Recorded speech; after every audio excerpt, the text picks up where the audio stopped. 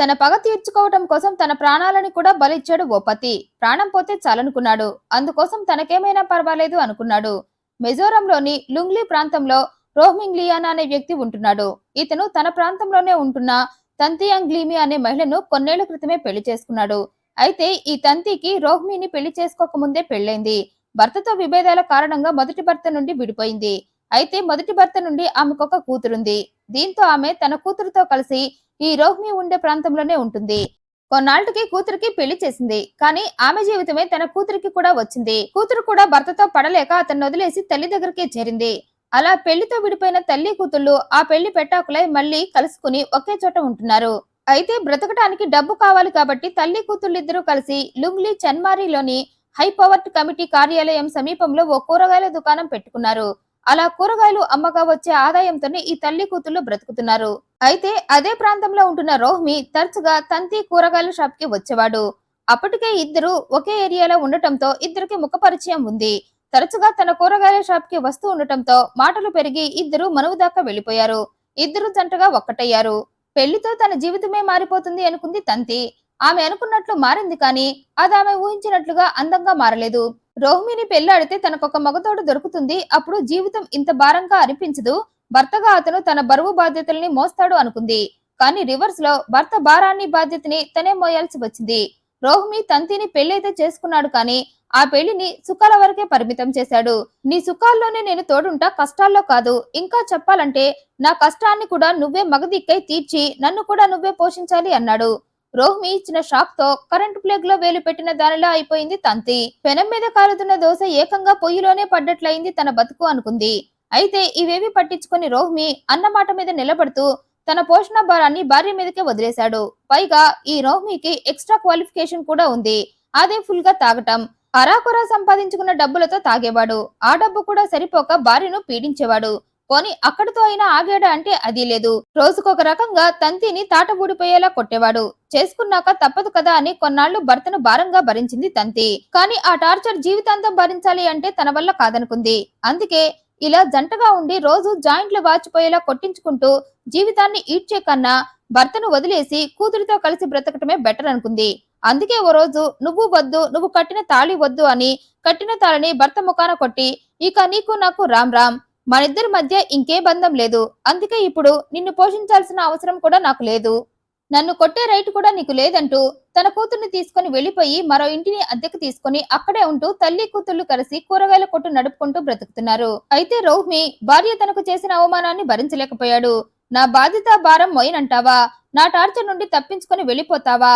నేను నీకు అవసరం లేదని నన్ను వదిలేసి పోతావా అని భార్యపై కోపం పెంచుకున్నాడు. తనను వదిలేసిపోయిందని తంతిపై తాంత్రిక బాబా మాదిరిగా పగబట్టాడు. టైం చూసుకుని తంతి చీటి చింపేయాలి అనుకున్నాడు.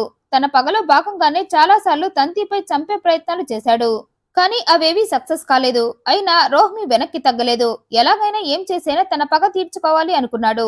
అందుకే తన ప్రాణం పోయినా పర్లేదు, తన ప్రాణం పోయే ఒక్క క్షణం ముందేనా తన మాజీ భార్య ప్రాణం పోవాలి, అది తను కళ్ళారా చూడాలి అనుకున్నాడు.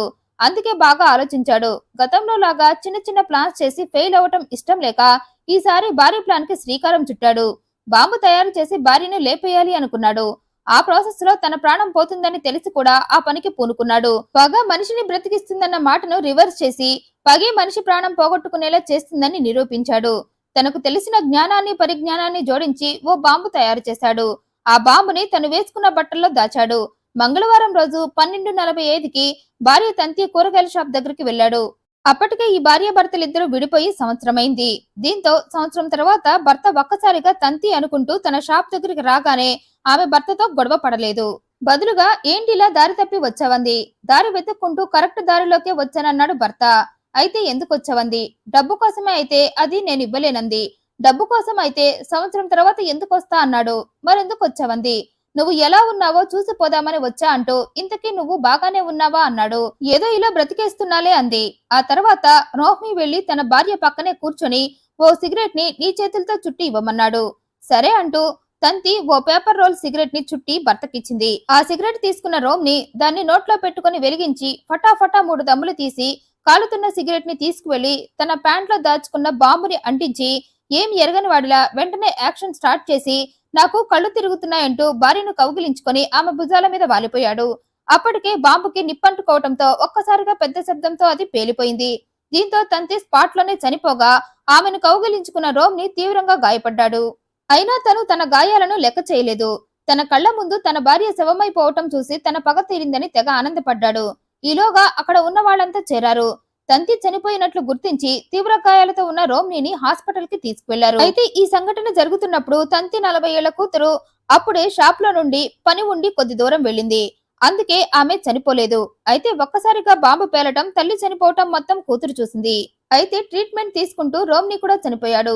ఆ సంఘటన కళ్ళారా చూసిన కూతురు తన సవితి తండ్రి గురించి పోలీసులకు మొత్తం చెప్పింది. అతను తన తల్లిని పెళ్లి చేసుకున్నాక ఆమెను చాలా ఇబ్బందులకు గురి చేసిన దగ్గర నుండి తంతి విసిగిపోయి భర్త నుండి దూరంగా బ్రతుకుతున్న దాకా మొత్తం చెప్పింది.